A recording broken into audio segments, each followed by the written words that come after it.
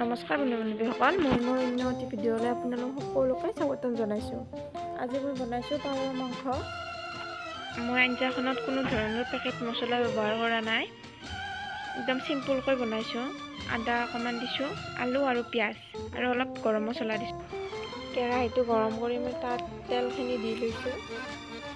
এতিয়া মই মিডিয়াম চাইজৰ পিঁয়াজ দুটা কাটি লৈ তাত পিঁয়াজখিনি দি দিছোঁ। তেলখিনি গৰম হোৱাৰ পিছত এতিয়া ভালদৰে লাৰি দিছোঁ।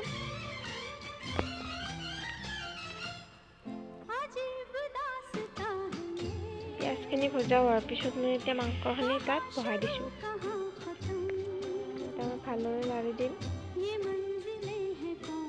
পাৰৰ মাংসৰ টুকুৰাকেইটা এনেই সৰু, সেইকাৰণে অকণমান যেন লাগে। মাংসখিনি ভালদৰে লাৰি দিছোঁ আৰু ইয়াত মই এটা মিডিয়াম চাইজৰ আলু আৰু দুটামান সৰু আলুও কাটি দিছোঁ। ভাল পোৱা খালে ভাল লাগে খাই।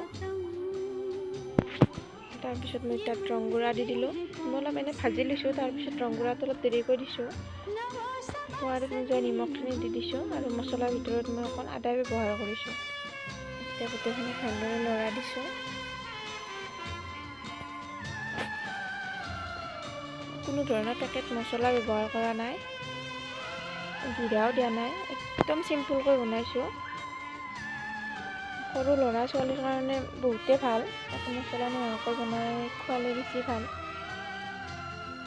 আৰু এতিয়া মই গৰম মছলা অলপ তিয়াই থৈছোঁ, দালচেনি, লং, ইলাচি, গোটেইখিনি আঞ্জাত দিয়াৰ পিছত আঞ্জাটোৰ গন্ধটো ইমান ভাল লাগে, বেলেগ মছলা নিদিলেও কথা নাই।